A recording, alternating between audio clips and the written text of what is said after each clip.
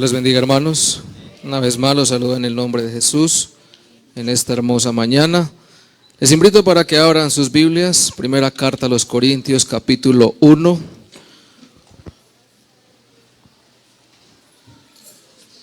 Bueno, ya sabemos que el pastor no pudo estar por una calamidad que se le presentó.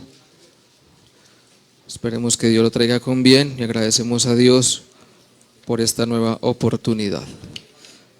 Primera carta a los Corintios, capítulo 1, verso 18. Le damos la bienvenida a todos los amigos. Tenemos unas 31 visitas.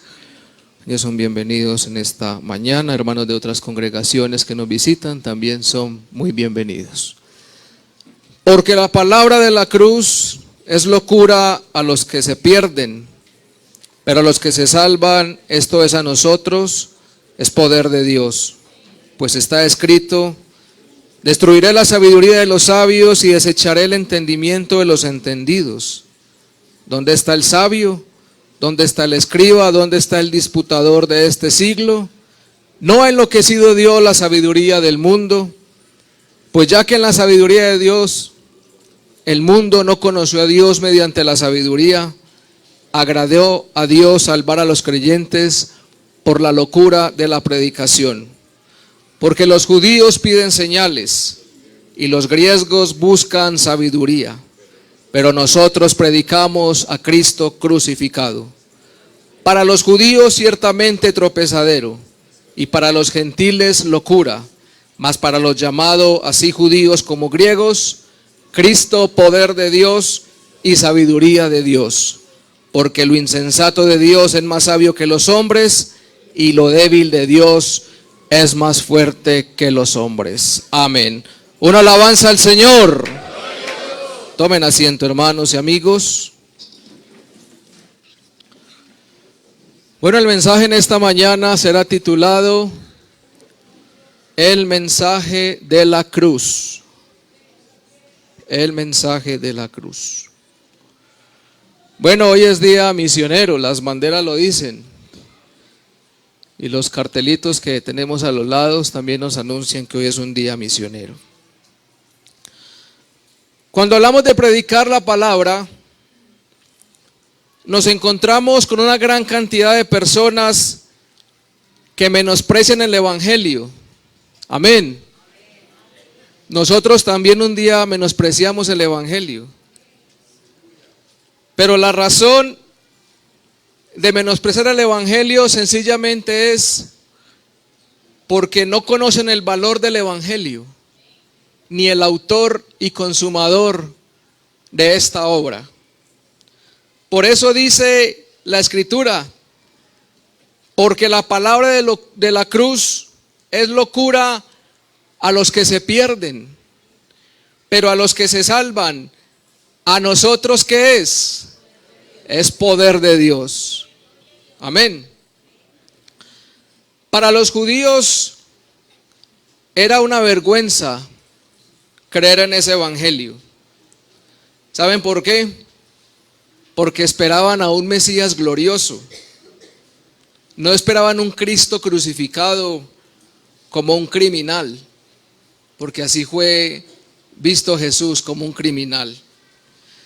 Para ellos la crucifixión significaba maldición, y los griegos esperaban a un hombre sabio, pues ellos amaban la sabiduría.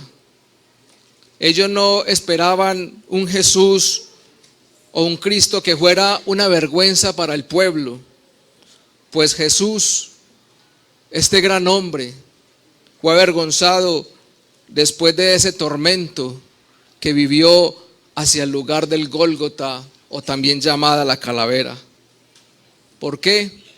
Porque fue exhibido públicamente ante la mirada de algunos seguidores y de otros curiosos. ¿Por qué Jesús no era para ellos un hombre importante? ¿Por qué se avergonzaban de creer en Jesús como su Salvador?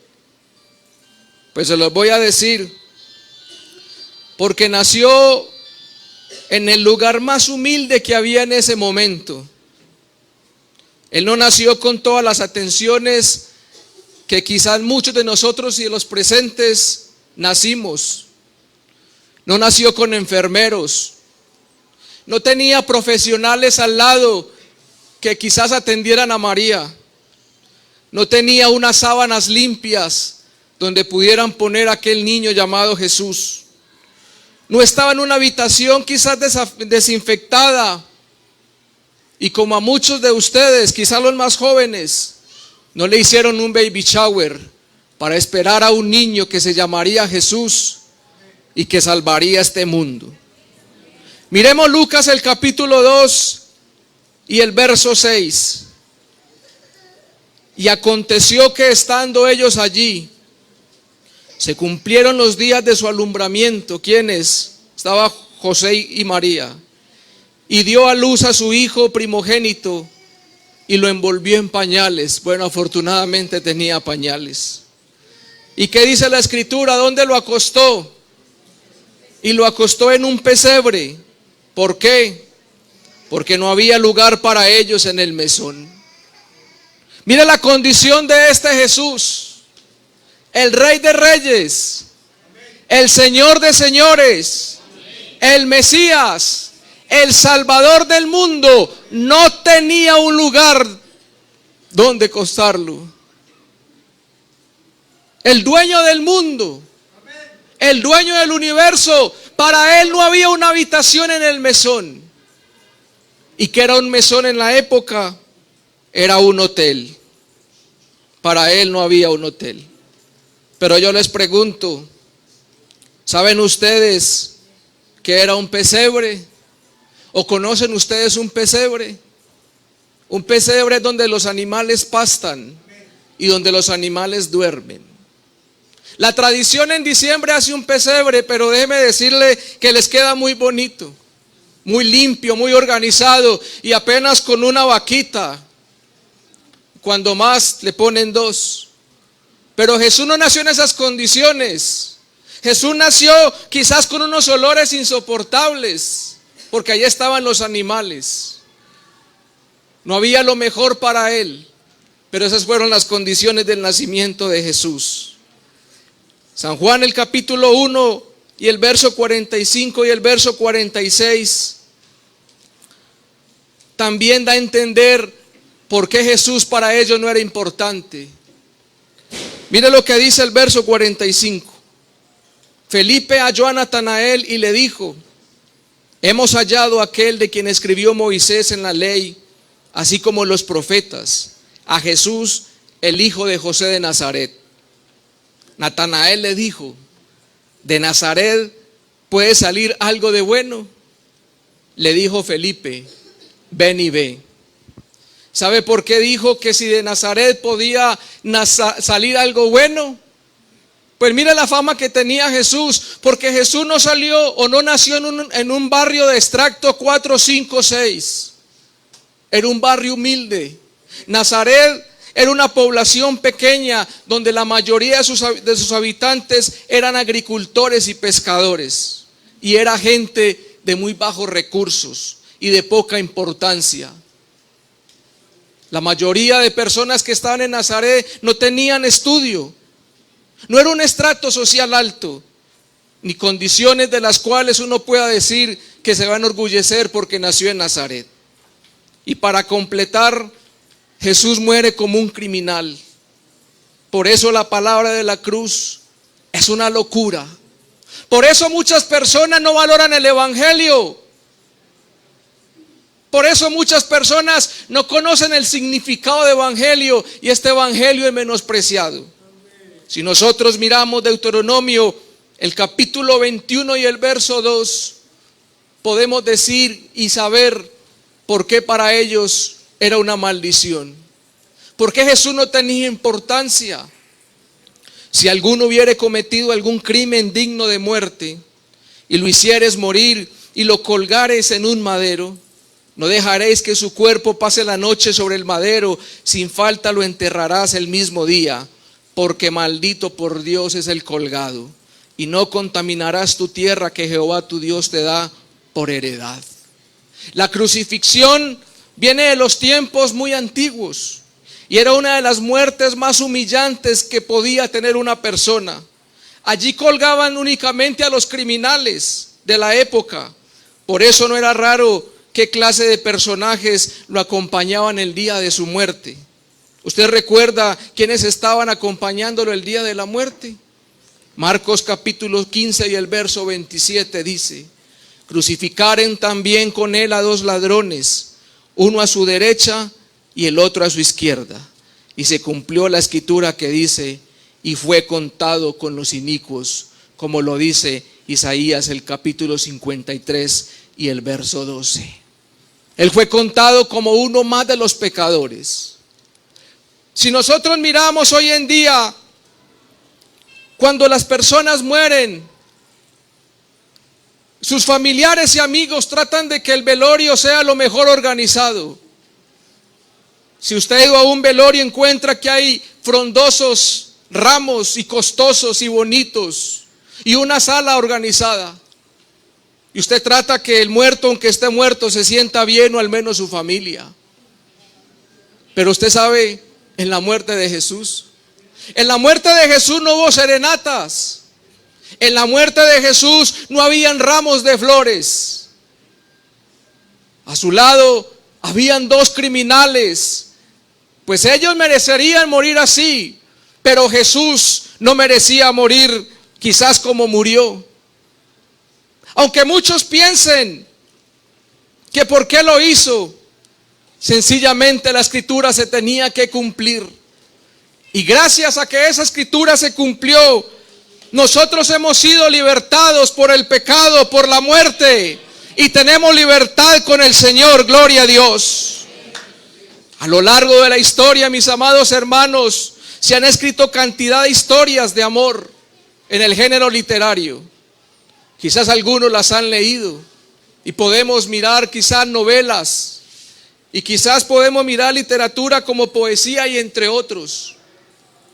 Quizás novelas de amor, literatura de amor, donde tienen un final muy deseado.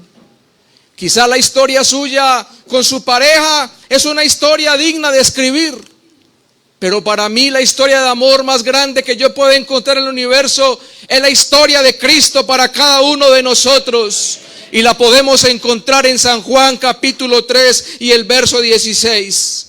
Porque de tal manera amó Dios al mundo, que ha dado su Hijo unigénito, para que todo aquel que en él cree no se pierda, mas tenga la vida eterna. Es que antes y durante su muerte todo fue una tortura, empezando por todo lo que podemos describir en Mateo capítulo 26 y el verso 65. Entonces el sumo sacerdote rasgó sus vestiduras diciendo: ha blasfemado. ¿Qué más necesidad tenemos de testigos? He aquí, ahora mismo habéis oído su blasfemia. ¿Qué os parece? Y respondiendo ellos dijeron: es reo de muerte. El verso 67 dice: entonces le escupieron el rostro, le dieron de puñetazos, y otros le abofeteaban, diciendo: profetízanos, Cristo, ¿quién es el que te golpeó? ¿Qué tenía Jesús? No tenía nada. ¿Cuál era el pecado de Jesús? No tenía ningún pecado, pero así fue el trato que le dieron a mi Señor. Mateo capítulo 27 verso 33 dice: y cuando llegaron a un lugar llamado Gólgota, que significa lugar de la calavera, le dieron a beber vinagre mezclado con hiel, pero después de haberlo probado no quiso beberlo. Cuando le hubieron crucificado, repartieron entre sí sus vestidos, echando suertes, para que se cumpliese lo dicho por el profeta: partieron entre sí mis vestidos, y sobre mi ropa echaron suertes. Y sentados le guardaban allí, y pusieron sobre su cabeza su causa escrita: este es Jesús, el Rey de los judíos. ¿Se imagina la escena de Jesús? ¿Se imagina que hayan atrapado a un hombre inocente? ¿Se imaginan que llevan a un hombre que nunca dice nada en contra de los que le acusan? ¿Se imagina usted un hombre callado y con una mirada tierna? Porque esa era la respuesta de Jesús. Y todo mundo le acusaba, y todo mundo le injuriaba, y todo mundo le señalaba. Pero como les digo, esto no era una casualidad. Algún día un líder cristiano dijo que la muerte de Jesús fue un accidente. Pero yo quiero decirle que la muerte de Jesús no es un accidente. La muerte de Jesús es lo más grande que haya pasado en la historia de la humanidad, porque por su muerte nosotros hemos sido libertados del pecado. La muerte de Jesús significa que nosotros triunfamos en Cristo. La muerte de Jesús significa que nosotros tenemos entrada y comunión con Dios. No es una casualidad. Isaías en el capítulo 53 lo profetizó. Y el verso 1: ¿quién ha creído a nuestro anuncio? ¿Y sobre quién se ha manifestado el brazo de Jehová? Subirá cual renuevo delante de él, y como raíz de tierra seca, no hay parecer en él. Ni hermosura le veremos, mas inatractivo para que le deseemos. Despreciado y desechado entre los hombres, varón de dolores, experimentado en quebranto, y que escondimos de él el rostro, fue menospreciado y no lo estimamos. Ciertamente llevó él ¿qué? Nuestras enfermedades, y sufrió nuestros dolores. Y nosotros le tuvimos por azotado, por herido de Dios y abatido. Y mire lo que dice: mas él herido fue ¿por qué? Por nuestras rebeliones. No fueron las rebeliones de él, fueron nuestras rebeliones. Molido ¿por qué? Por nuestros pecados. No fueron los pecados de él, porque él no tenía pecados. El castigo de nuestra paz, porque no teníamos paz. Porque cuando no hay comunión con Dios no hay paz. El castigo de nuestra paz fue sobre él. Por eso tenemos paz, porque Cristo murió en la cruz del Calvario. Y mire lo que sigue diciendo: y por su llaga fuimos nosotros curados. Todos nosotros nos descarriamos como ovejas, cada cual se apartó por su camino, mas Jehová cargó en él ¿cuál pecado? El pecado de todos nosotros. Angustiado él y afligido, abrió su boca, no abrió su boca. Como cordero fue llevado al matadero, como oveja delante de sus trasquiladores, enmudeció, no abrió su boca. Pero hay un gran interrogante. Quizás muchos se preguntarán: ¿pero por qué lo hizo? ¿Por qué lo hizo?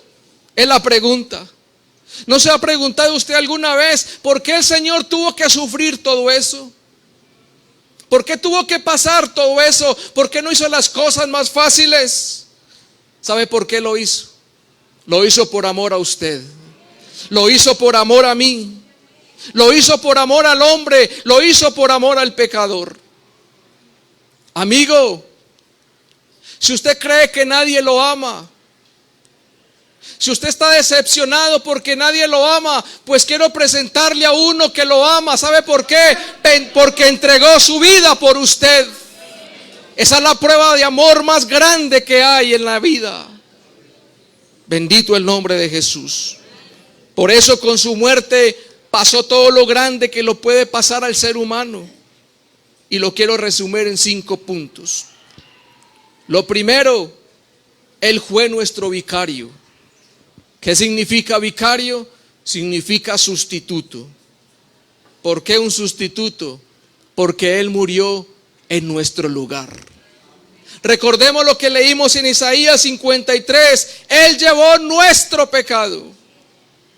Él llevó nuestras rebeliones. Quien debería estar en la cruz éramos nosotros y no él. Él era inocente, nosotros éramos los culpables.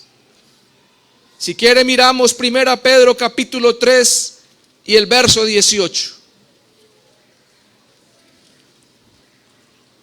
Dice de la siguiente manera: porque también Cristo padeció una sola vez por los pecados, como dice, el justo por los injustos, para llevarnos a Dios, siendo a la verdad muerto en la carne, pero vivificado en el Espíritu. Amén. Segunda a los Corintios capítulo 5 y el verso 21.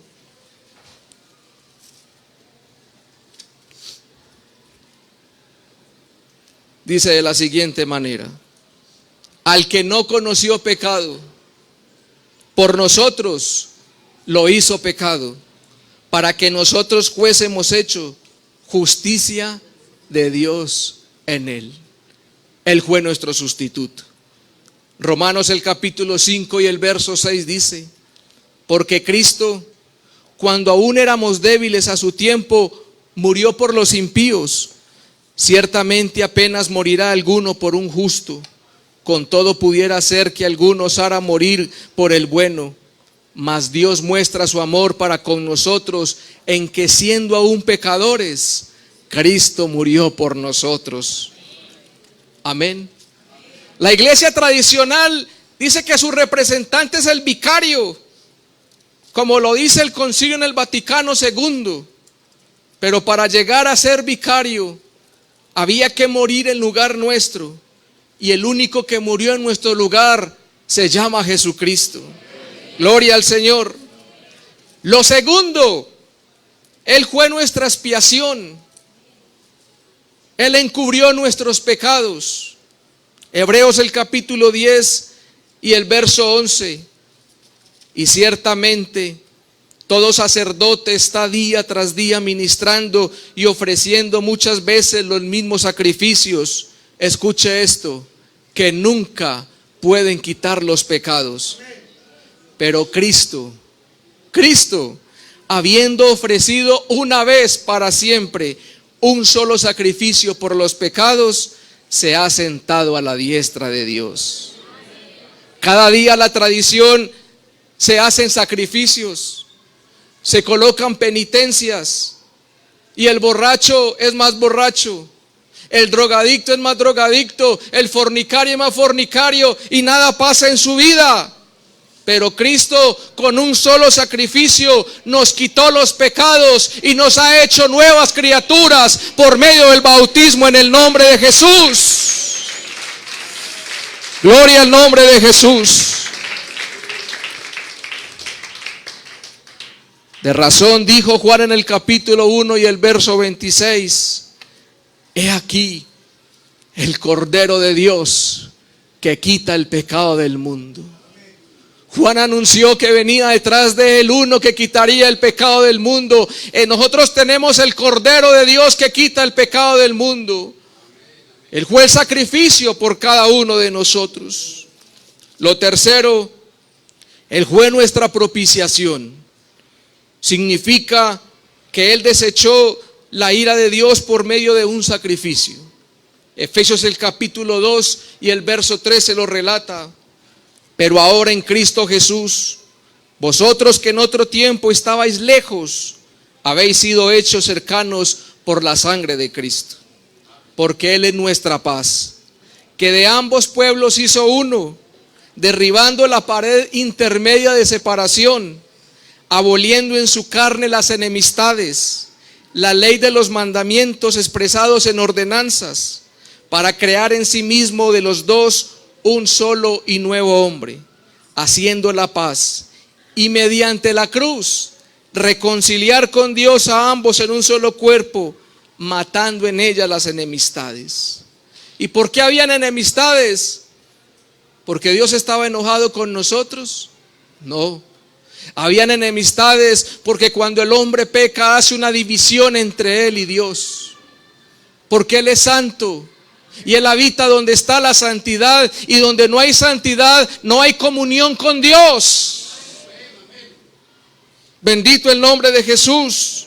El pecado se interpuso entre el hombre y Dios, pero Cristo en la cruz del Calvario derribó esa pared intermedia que había entre nosotros, y ahora podemos entrar a aquel lugar y tener comunión con Dios.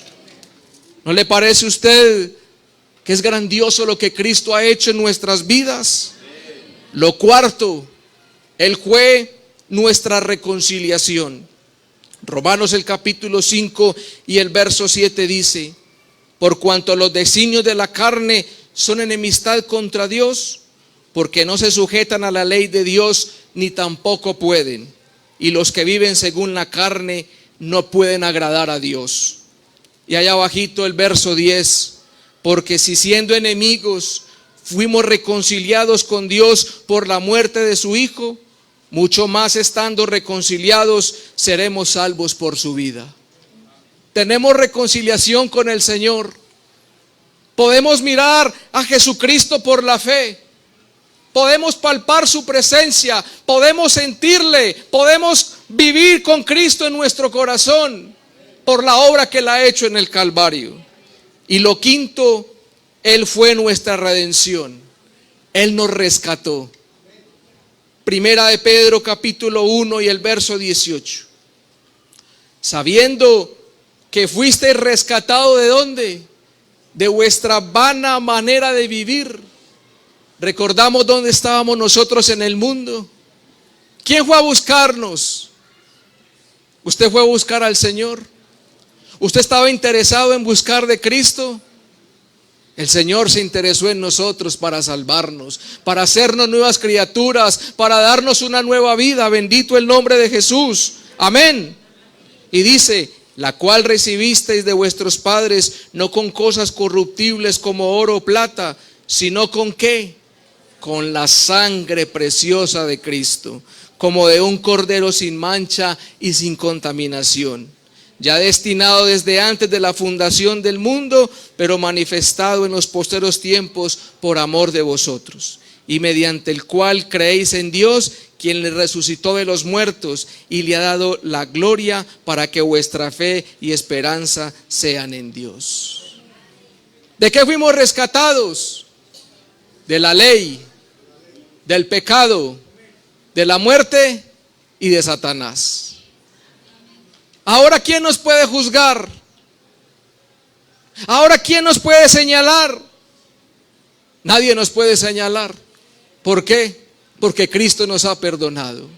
Porque Cristo ha hecho con nosotros unas nuevas criaturas. La Biblia lo declara. ¿Qué había en contra de nosotros? Había un acta, había una sentencia. Colosenses el capítulo 2 y el verso 13 dice: y a vosotros, estando muertos en pecados y en la incircuncisión de vuestra carne, os dio vida juntamente con Él, perdonándonos algunos pecados. Nos perdonó los pecados más blanditos o menos graves. Nos perdonó todos los pecados. ¿Y sabe qué dice el verso 14? Anulando el acta de los decretos que había contra nosotros, que nos era contraria. ¿Y sabe qué dice? Quitándola en medio. ¿Y dónde la clavó? La clavó en la cruz. ¿Y sabe qué dice el verso 15? Y despojando a los principados y a las potestades, los exhibió públicamente, triunfando sobre ellos en la cruz. Había un acta en contra de nosotros. Había una lista de pecados que nos señalaba la conciencia. ¿Cuál era esa lista de pecados?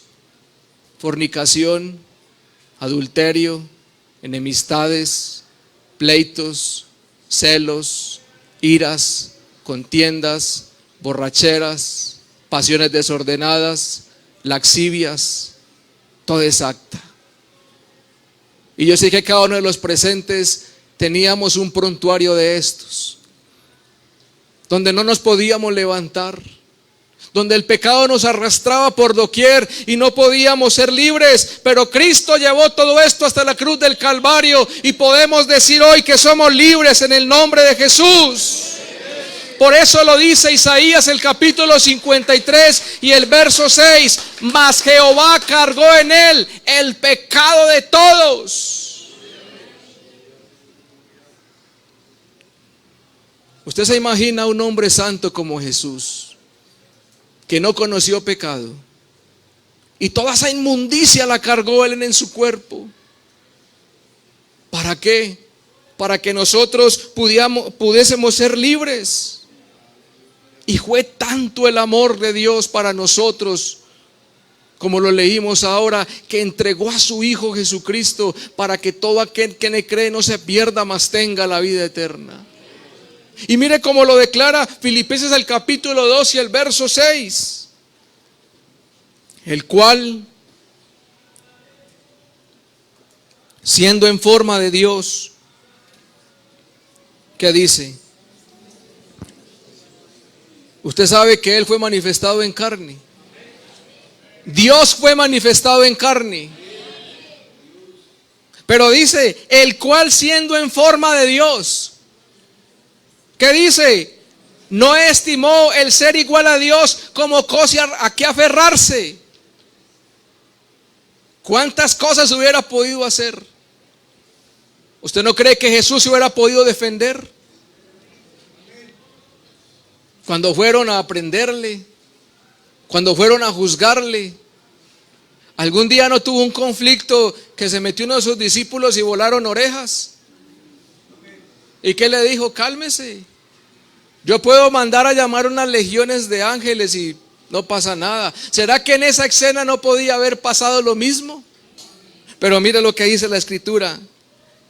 El cual siendo en forma de Dios no estimó el ser igual a Dios como cosa que aferrarse, sino que se despojó a sí mismo, tomando forma de siervo, hecho semejante a los hombres, y estando en la condición de hombre, se humilló a sí mismo, haciéndose como obediente hasta la muerte y muerte de cruz.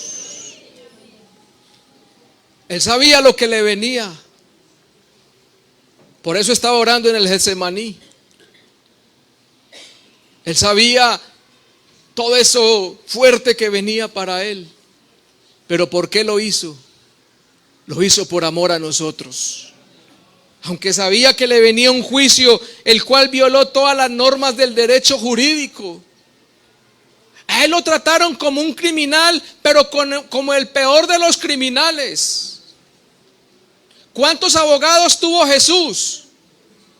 Ninguno. ¿Cuántos defendieron a Jesús? Ni siquiera Pedro, que le había dicho, Señor, hasta la muerte. Pedro se escondió, le dio miedo. Por allá no apareció Pedro. Dice la Biblia que de lejitos. Ni siquiera Pedro dijo. Ni siquiera Pedro apareció para decirle, él no es culpable, deténganlo, yo me pongo en lugar. No se va a poner en lugar de él. No tuvo un abogado. Al contrario, tenía una cantidad de hombres y mujeres que lo estaban señalando como un criminal. ¿Quién lo acusaba a él? Lo acusaba Poncio Pilato, quien era el gobernador del Sanedrín, compuesto por los sacerdotes, escribas, fariseos y saduceos. Lo acusaba la guardia del templo. Lo acusaba el rey Herodes. Lo acusaba Anás, suegro de Caifás, sumo sacerdote durante aquel año. Y también lo acusaba un grupo del pueblo que eran judíos, quienes pidieron a gritos, crucifíquenle, crucifíquenle. Miremos Marcos el capítulo 15 y el verso 6. Ahora bien, en el día de la fiesta le soltaban un preso que pidiesen. Y habían uno que se llamaba ¿cómo? Barrabás, preso con sus compañeros de motín que habían cometido homicidio en una revuelta. Barrabás era un pillo. Ese sí merecía morir, porque había cometido un crimen. Pero mire lo que sigue diciendo. Pilato le respondió diciendo, ¿queréis que os suelte al rey de los judíos? Porque conocía que por envidia le habían entregado a los principales sacerdotes. Mas los principales sacerdotes incitaron a la multitud para que le soltase, más bien ¿a quién? A Barrabás. Respondiendo Pilato les dijo otra vez, ¿qué pues queréis que haga del que llamás rey de los judíos? Y ellos volvieron a dar voces. ¿Y qué dijeron? crucifícale. Pilato les decía, pues qué mal ha hecho. Pero ellos gritaban aún más, crucifícale. Y Pilato, queriendo satisfacer al pueblo, ¿a quién le soltó? A Barrabás. Y entregó a Jesús después de que de azotarle para que fuese crucificado, y le vistieron de púrpura y poniéndole una corona tejida de espinas, comenzaron luego a saludarle, salve rey de los judíos, y golpeaban en la cabeza con una caña y le escupían, y puesto de rodillas le hacían reverencias. Después de haber escarnecido, le desnudaron con la púrpura y le pusieron sus propios vestidos y le sacaron, ¿para qué? Para crucificarle. Ahí está Jesús, el escarnio, a la vista de todos. Me imagino los curiosos. ¿Y por qué estaba siendo juzgado Jesús? Porque se llamaba a sí mismo Hijo de Dios. ¿Por qué estaba siendo juzgado Jesús? Que porque era el rey de los judíos. ¿Por qué estaba siendo juzgado Jesús? Porque necesitaban un inocente para poder culpar. Pero fuera de eso, mis amados hermanos, si nosotros continuamos mirando, también le aparecen dos testigos falsos que se encargaron de inventarle algo para que su proceso fuera más largo. Aparecieron dos falsos testigos. Y él seguía preguntando, porque la esposa le había dicho, mi hijo, ese hombre es inocente, no he podido dormir toda la noche, ese hombre es inocente, haz algo por ese hombre. Por eso Pilato se lavó las manos y digo, aquí no tengo nada que ver con vosotros, este hombre es inocente, allá ustedes qué van a hacer. Pero se tenía que cumplir la palabra. Se tenía que cumplir la palabra de que un cordero tenía que ser inmolado, de que un cordero tenía que presentarse una sola vez para que nosotros fuéramos perdonados, hermanos. Usted tiene gozo. ¿Sabe por qué? No son los genes, ni son los caracteres. Usted tiene gozo porque el Señor le ha dado gozo. Usted tiene paz. Usted tiene paz porque Cristo ha traído la paz a nuestras vidas. Usted se siente feliz. Usted es feliz porque Cristo le ha perdonado sus pecados. Y si no, nuestra vida no fuera como es hoy. ¿Cómo era su vida antes y después de Cristo? ¿Usted tenía el mismo gozo? ¿Usted tenía la misma paz y tenía la misma tranquilidad que le acompaña hoy? ¿Es su vida igual? Yo creo que no. Yo creo que cuando hemos conocido a Cristo, nuestra vida ha cambiado por entero. Y nuestra vida ha llegado el gozo, ha llegado la paz, ha llegado la felicidad. El Espíritu Santo nos ha cambiado, nos ha renovado, nos ha hecho nuevas criaturas. Pero ¿sabe por qué? Porque Él lo quiso así. Amados hermanos, yo sí quiero decirles que cuando usted esté desanimado, que cuando hayan problemas en su vida y usted sienta desmayar, cuando sus oraciones son de no soy capaz de continuar, cuando sus oraciones son que ya no puedo más, yo quiero invitarle a que mire al Calvario. Yo quiero invitarle a que mire a Cristo lo que hizo por usted. A nosotros nos da una gripa y decimos, hermano, me estoy como desanimando. Pero el Señor lo torturaron, le dieron puñetazos, lo escupieron, blasfemaron contra Él, lo señalaron, Le colocaron una corona de espinas, le enterraron una lanza en su costado, le clavaron unos clavos, que no eran clavitos, eran clavos. Le despellejaron su cuerpo porque no era una correa de las que usted carga en el pantalón. Era un látigo que tenía garfios y arrastraba la carne cuando se lo daban a él. Sus espaldas eran como surcos. Por su cabeza rodaba sangre. ¿Y a usted le parece que el problema que tiene hoy es un problema grande para darle la espalda a Cristo? Yo creo que cuando nosotros tengamos problemas, debemos mirar a Cristo y valorar la obra que Él hizo en la cruz del Calvario por cada uno de nosotros.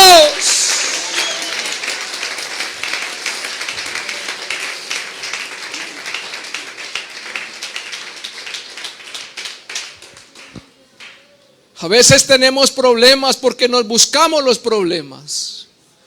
Pero Jesús no se buscó ningún problema. Él quiso ponerse y Él dijo: yo voy en lugar de ellos. Cuando usted tenga problemas y quiera volverse al mundo, piense: si me voy al mundo, estoy echando abajo la obra de Cristo. Como si uno dijera: a mí no me interesa lo que hiciste en el Calvario. A mí no me interesa tu sufrimiento. Pues por algo, hermano, cuando estamos desanimados, cuando tenemos problemas, clamamos a Cristo y Cristo nos fortalece y Cristo nos ayuda. ¿Por qué? Porque es el único que tiene autoridad para ayudarnos.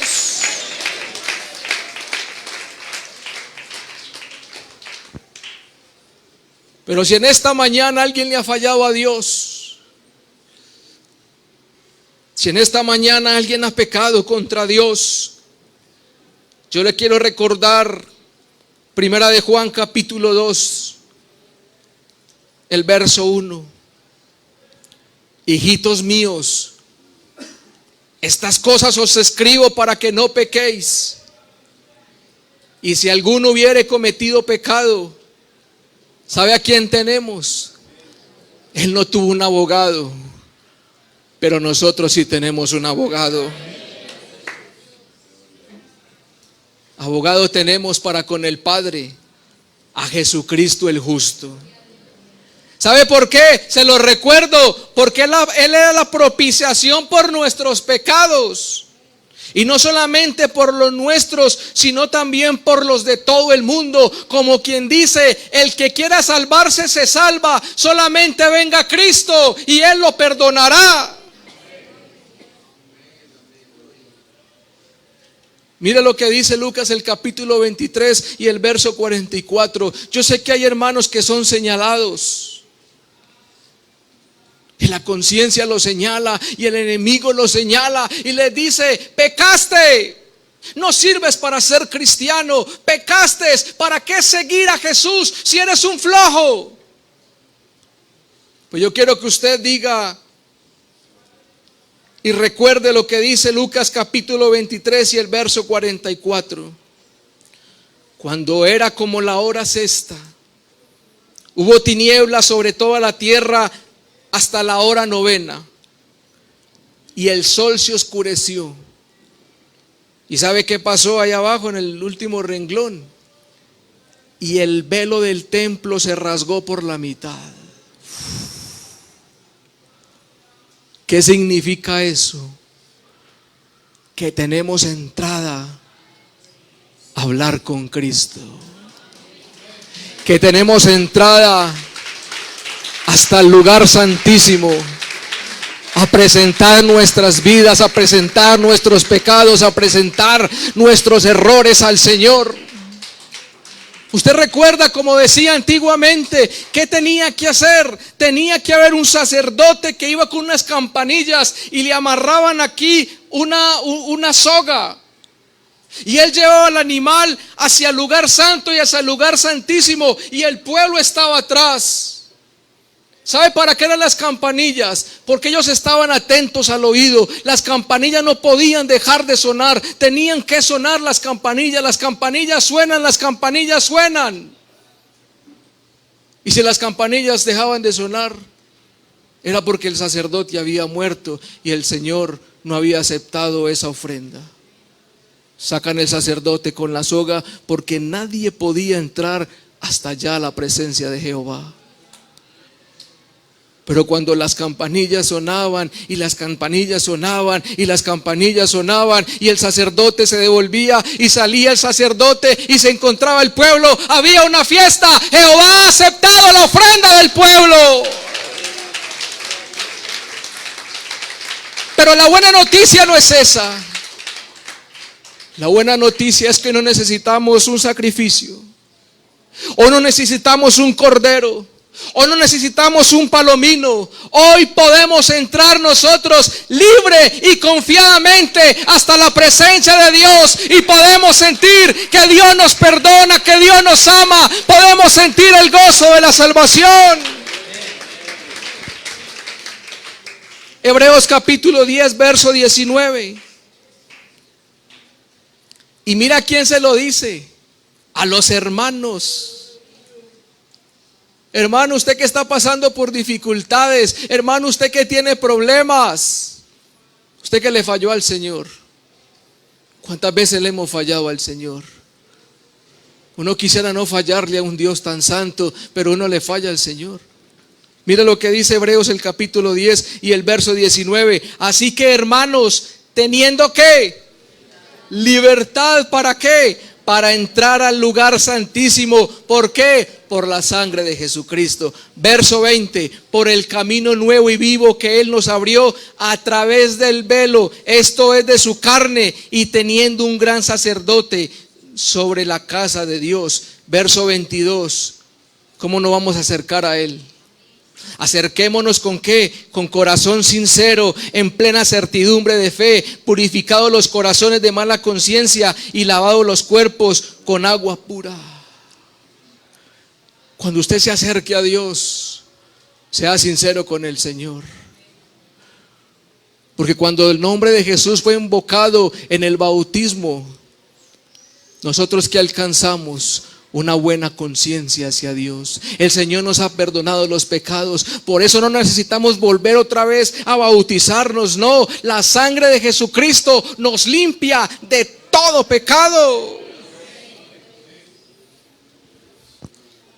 Cuando el enemigo te acuse o te falle porque has fallado, cuando te diga el enemigo no eres capaz, mira, lo has vuelto a hacer otra vez, no eres capaz. No olvides de mirar al Calvario. Recuerda lo que leímos ahora. Él despojó a los principados y a las potestades y los exhibió públicamente, triunfando sobre ellos en la cruz. El enemigo está vencido. Él lo venció. Y si Él venció, nosotros también venceremos.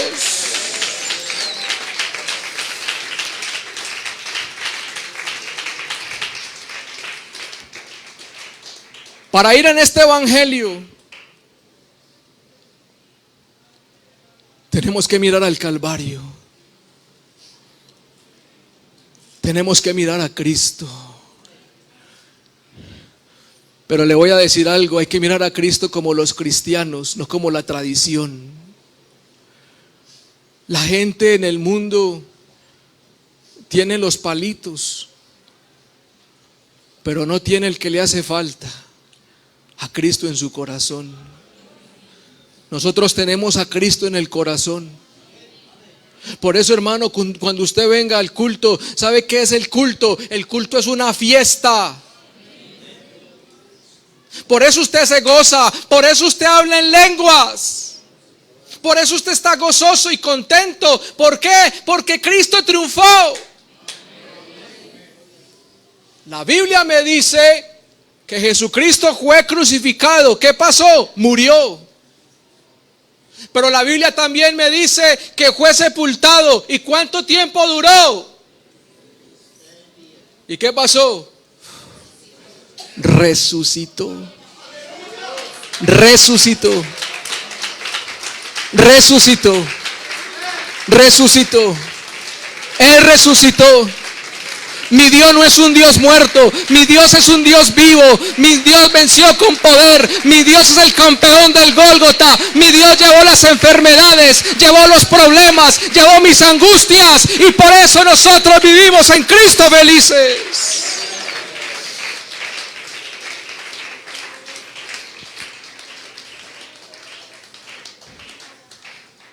¿Sabe qué significa la palabra molido? La palabra molido significa triturado. Él fue una sola llaga fue mi Señor. ¿Pero por qué? Porque Él llevó mis enfermedades, Él sufrió mis dolores, Él llevó mis pecados en mi lugar. Por eso, hermano, en el nombre de Jesús quiero decirle, cuando usted venga al culto, hágale fiesta al Señor. No sea un espectador. Acuérdese, Jesús murió por mí. Yo estoy contento porque Jesús murió por mí. Yo tengo paz porque Jesús murió por mí. Yo soy libre porque Jesús murió por mí. Y alguien dirá, hermano, yo estoy enfermo. ¿Qué dice la Biblia? ¿Él llevó qué? Nuestras enfermedades. ¿Y qué sufrió Él? Nuestros dolores. Aquí hay enfermos. Hay enfermos aquí en esta mañana. Mire al Calvario, mira el Calvario. Cuando yo oro por un enfermo, yo recuerdo el Calvario. Y yo digo, Señor, Tú llevaste nuestros dolores. Señor, llevaste nuestras enfermedades, y por esa razón este enfermo se puede sanar. Hermano, cuando usted ore por un enfermo, usted no crea que es usted, porque usted no murió por él. Piensa en Jesús. Piensa en Jesús que hizo la obra. ¿Sabe qué pasó allí? Cuando estaba enferma la suegra de ¿quién? De Pedro. ¿Qué se cumplió? Mateo capítulo 8, verso 14. Vino Jesús a casa de Pedro y vio a la suegra de este postrada en cama con fiebre. Estaba muy mal. Y tocó su mano y la fiebre la dejó, y ella se levantó y le servía. Y cuando llegó la noche trajeron a él muchos endemoniados. Algunos eran endemoniados, otros son enfermos, porque así le llamaban a los enfermos en la época. Y con la palabra echó fuera a los demonios y sanó a todos los enfermos. Verso 17. Para que se cumpliera lo dicho por el profeta Isaías, cuando dijo: Él mismo tomó nuestras enfermedades y llevó ¿qué?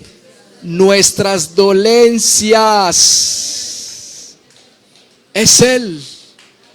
La gloria es para Él. El reconocimiento es para Él. Él fue el que murió. Él fue el que sufrió.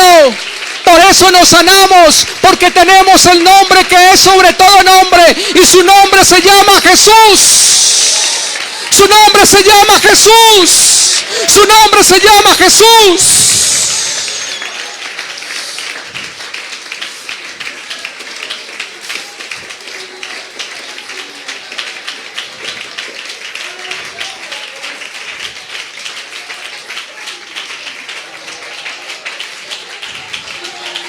Si alguien me está escuchando en esta mañana y cree en tres, escuche lo que le voy a decir. Por esa muerte y ese triunfo, ¿sabe qué dice la Biblia? Filipenses capítulo 2, verso 9. Por lo cual Dios también le exaltó hasta lo sumo. ¿Y sabe qué le dio? Le dio un nombre. Un nombre que es sobre todo nombre. ¿Para qué? Para que en el nombre de Jesús se doble toda rodilla de los que están en los cielos y en la tierra y debajo de la tierra, y toda lengua confiese que Jesucristo es el Señor, para gloria de Dios Padre.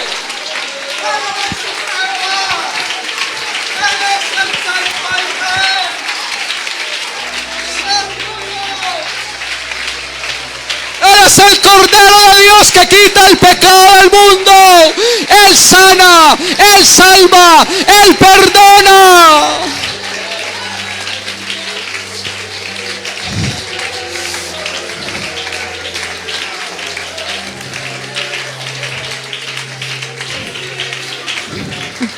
¿Sabe qué dijeron los 24 ancianos? ¿Sabe qué dijeron los 24 ancianos? ¿Sabe qué cantaron ellos? Ellos cantaron: digno eres, Señor. Digno eres, Señor, de tomar el libro, de abrir sus sellos, porque fuiste inmolado y con su sangre nos ha redimido de toda raza, de todo pueblo y de toda nación. Él es el Cordero. Él es digno de gloria. Él es digno de honra. Él es el Cordero inmolado que triunfó en la cruz. Quiero invitar en esta mañana